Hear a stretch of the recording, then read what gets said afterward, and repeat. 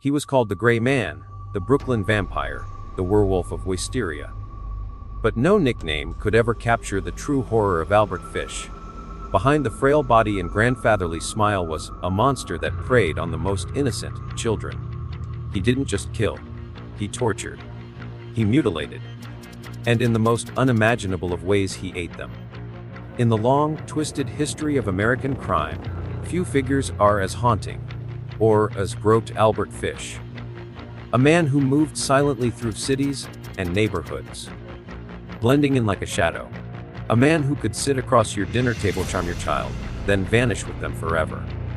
Born in the shadows of the 19th century, Fish's story unravels slowly, like a rotten thread tearing through the fabric of morality.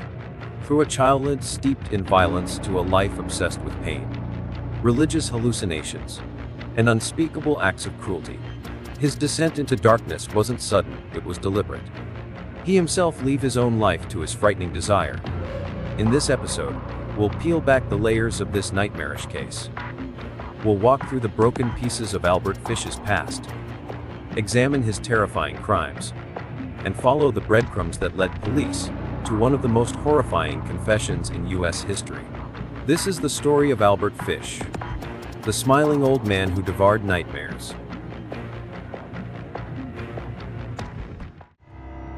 A troubled childhood. Albert Fish was born into chaos. His true name is Hamilton Howard Fish. His father, Randall Fish, was 75 years old when Albert came into the world, an age more fitting for a grandfather than a parent. His mother, Ellen, was 43 years younger. Just 5 years into his life, his father died, leaving Ellen penniless and overwhelmed.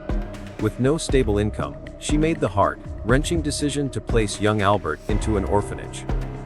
A place meant to protect, a monster. The orphanage became Albert's first taste of hell. Children were routinely stripped naked and beaten in front of others as a form of discipline. But something inside Albert gone wrong. Where others cried in fear, he felt pleasure. He would later recall becoming aroused during the lashings. The older boys noticed, and they didn't let him forget it. Mockery, torment, and humiliation followed him like a shadow. He stayed in that place for 4 long years. And by the time his mother managed to find work and take him back, the damage inside Albert was already done. Albert Fish would never be the same. 2 years later, a fall from a cherry tree left him with a traumatic brain injury. He began suffering from blinding headaches, dizzy spells, and a stuttering speech pattern that made communication nearly impossible. That same year, he struck up a friendship with a newspaper boy. A boy who introduced him to horrifying new behaviors, drinking urine, eating feces. By 11, Albert had developed a dangerous obsession. He started sneaking into public bathhouses, not to bathe, but to spy on young boys as they undressed. The adult years. In 1890, Albert moved to New York City with his mother and began working as a house painter. According to his own testimony, he also a male prostitute, offering sex to men for money, though this was never confirmed. He lived a quiet, unassuming life, at least on the surface. But behind that mask of normalcy was a man descending deeper into darkness. In 1898, Albert's mother arranged a marriage for him, year-old woman named Anna Mary Hoffman. They went on to have 6 children. But even marriage and fatherhood could not restrain the twisted cravings that had been brewing inside him. Albert continued living a double life. While providing for his family by day, he indulged in sadomasochism, homosexual affairs, and secret acts of child molestation by night. One of his male lovers took him to a wax museum, where Fish became mesmerized by a model of a dissected human penis. That single moment sparked something terrifying, an obsession with genital mutilation. Soon after, he began inserting needles into his own groin. Some went so deep they weren't discovered decades later on X-rays. He crafted a nail-studded wooden paddle, which he used to whip himself. And, in twisted games, asked his own children to do the same. One of his favorites. He would crawl on all fours, pretending to be a horse. The child would raise a number of fingers, and if he guessed wrong, which he often did on purpose, they would strike him with the spiked paddle. In 1903, Fish was arrested for embezzlement and sent to Sing Sing prison. There, he regularly engaged in sex with other inmates. After his release, Fish's behavior became even more erratic. He began hearing voices, claiming they were messages from the Apostle John, even Jesus Christ. Illusion. He was no longer just a pervert. He believed he was on a holy mission to punish, mutilate, and castrate young boys.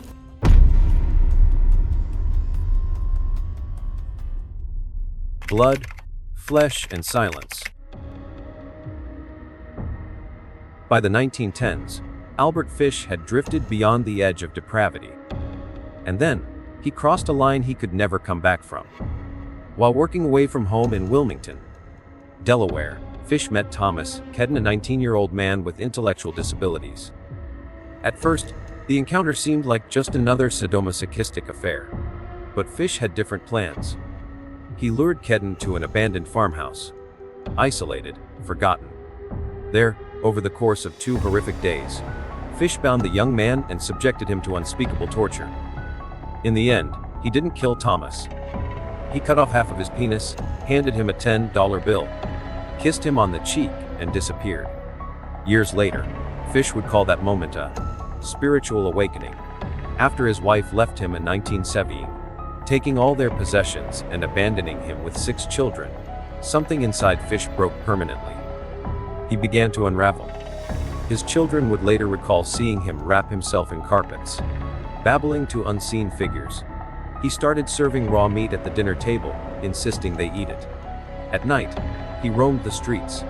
He claimed was being guided by God, and so began his descent into cannibalism. He started with raw cuts from animals, then moved on. He experimented, tasted, cooked flesh with herbs. He believed the act of consuming a child's body, their purity, could cleanse him of sin. From 1919 onward, the killings became more frequent. Fish developed a method. He targeted the invisible in the society at that time. Black children, orphans, or those with mental impairments. He would approach them like a kindly old man, with soft eyes and a pocketful of candy. He'd offer gifts, fruit, money, kindness. Then he would lead them away, into the shadows. Sometimes it worked. Sometimes parents appeared just in time. But every now and then, the timing was just right for death. His tactics were meticulous. He avoided patterns. He moved from city to city, neighborhood to neighborhood. No one suspected the gray-haired man with the gentle voice and weathered hands. Over the years, he lured dozens of children using this same method. Sometimes it was fruit, sometimes it was money. Sometimes, just a kind word and a warm gesture. His instruments of hell, a meat cleaver, a handsaw, and a butcher knife, always waited beneath his bed. In the summer of 1924, he abducted Francis McDonald, an 8-year-old boy from Staten Island. Francis had been playing with friends in the yard when a strange, gray-haired man beckoned him over. The boy never came home. His father, Arthur McDonald, was a police officer working in Manhattan. When he realized what had happened, he immediately requested a transfer to Staten Island, determined to personally lead the investigation to own son's death. Days later, Francis's body was discovered in a wooded area by 3 Boy Scouts. His pants torn, legs scratched, and body brutally assaulted. The boy had been strangled with his own suspenders, which were tied so tightly they had sliced into his flesh, becoming almost one with the skin. These injuries made the police think that just a young and strong man can cause this insane kill. However, the witnesses confused them. They had described the man as elderly, gray-haired, even fragile. The media dubbed him the Gray Man. A ghostly figure who appeared out of nowhere and vanished just as fast. More than 250 officers with the case. Flyers were printed. Leads came in from across the state. But none of it brought them closer to the killer. The Gray Spud disappearance. By 1928, Albert Fish had perfected his disguise. He was no longer just a predator. He was a phantom. A shape that moved through neighborhoods unnoticed. Until one day, He knocked on the door of a family whose lives would never be the same. It began with a classified ad. 18-year-old Edward Budd placed a short advertisement in the New York World, hoping to find work on a farm.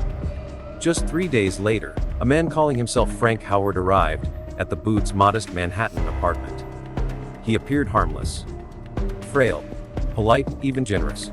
He claimed to be a farmer from Farmingdale, Long Island, looking to hire a few strong young men. He offered Edward and his friend Willie jobs, promised good pay, and told them he returned the fall today to take them to the farm. The Budd family was thrilled. They had no reason to doubt him. But that Saturday, Mr. Howard didn't shout. Instead, a telegram arrived. There had been a delay, he wrote. He would come the next day. True to his word, he returned on Sunday afternoon, bringing gifts of strawberries and cheese, winning over the family with his soft-spoken nature. Then he saw her. Grace Budd, Edward's 10-year-old sister. She wore her Sunday best, a light coat, neatly tied hair, and the innocent smile of a child raised to be polite. Something in Fish shifted. He had come for Edward, but now, he only had eyes for Grace. Over lunch, he casually mentioned a birthday party he needed to attend for his niece. Lots of food, games, children. Before leaving, he asked the unthinkable. Would you let Grace come with me? Just for the afternoon. The mother hesitated. The father agreed. They didn't know that Columbus Avenue ended at 110th Street. The dress Howard gave didn't exist. Grace got dressed in her gray hat with blue streamers and took the old man's hand. Mrs. Budd stood at the door, watching her daughter walk away. That would be the last time she ever saw Grace alive. When night came and Grace didn't return, panic set in. By morning, Mrs. Budd was hysterical. Edward rushed to the police. Detectives arrived at the apartment, searching for clues. But Frank Howard had left nothing behind. The Budd family had seen the killer. They had shaken his hand. They had let him into their home. In November of 1934, a plain envelope arrived at the Budd family's apartment. Unsigned letter. Unsigned, handwritten, and soaked in horror. It began with a story. Albert Fish spoke of a man named Captain John Davis, a sailor he had allegedly known decades earlier. According to Fish, Davis had served aboard a steamer that traveled from San Francisco to Hong Kong in the 1890s. Once in China, Davis and a few crew members went ashore, got drunk. And when they returned, the ship was gone. Left stranded during a time of famine. Davis told Fish that he had witnessed a place where human flesh became a commodity.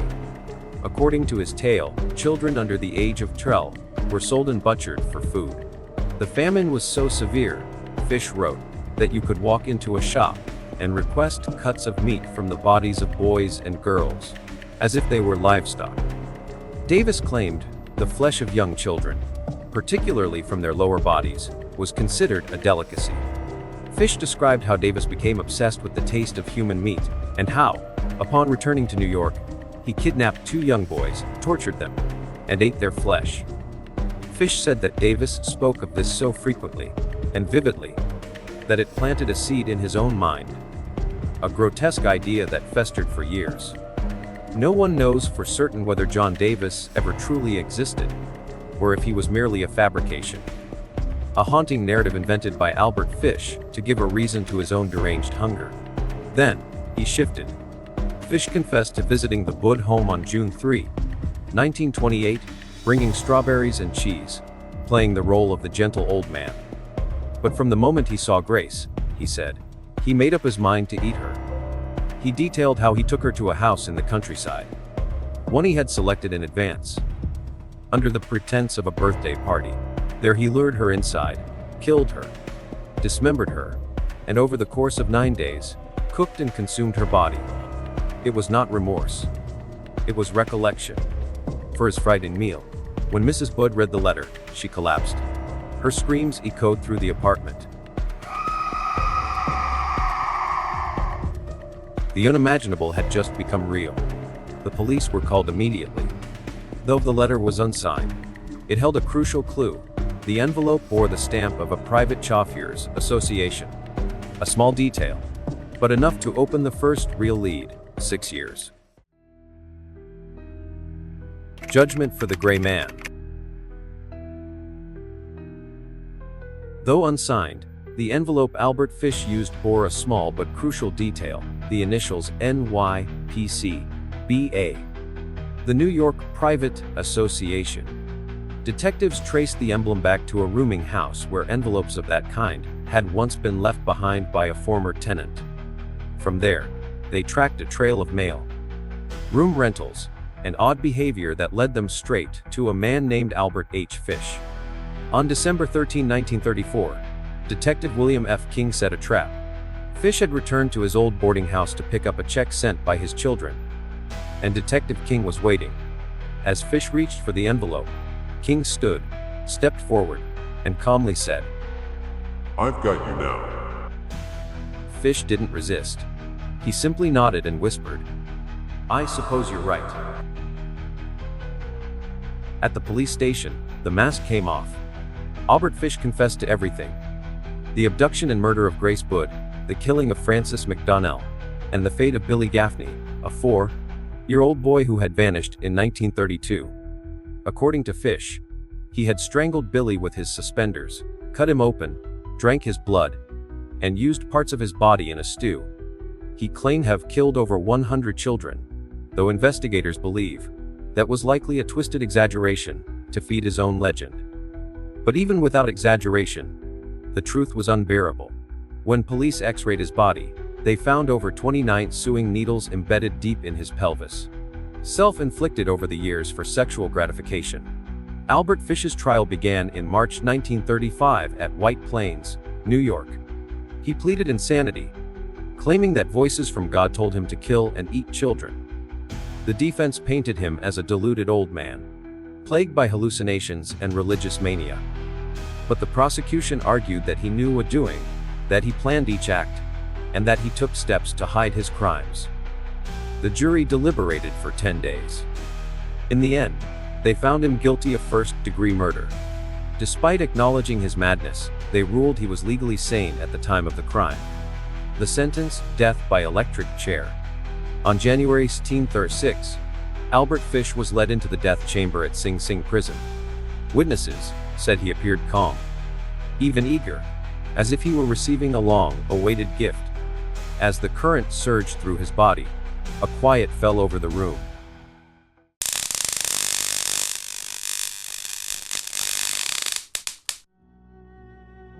The man who had once claimed to be chosen by God to punish children was finally judged by man, and the nightmare that had haunted families for decades was over. Albert Fish's crimes weren't just horrifying. They redefined what horror meant. This was not just another serial killer, not simply a man who murdered. He tortured, mutilated, consumed, and wrote about it as if he were describing a Sunday meal. What made him truly terrifying wasn't only what he did, it was how far beyond the boundaries of human morality he was willing to go. He didn't kill out of rage. He killed out of ritual. And worse, he found joy in it. When his letter to the Budd family surfaced, it didn't just give police the clue they needed. It stunned the nation. The idea that someone could write, in such graphic calm, about killing and eating a 10-year-old child. It was too much for many to even believe. Even seasoned detectives and prison officials admitted, "We've never seen anything like this. Not before. Not since." In the years since, Albert Fish has become a name whispered among the worst of the worst. Not because of how many he killed, but because of how he did it. How brutally he meant it. One viewer summed it up: the kind of evil that even the devil would be terrified of. Albert Fish forces us to ask disturbing questions. Are monsters born? Or made? What happens if the Captain John was true and told the truth? And more importantly, how many others like him walk among us, unnoticed?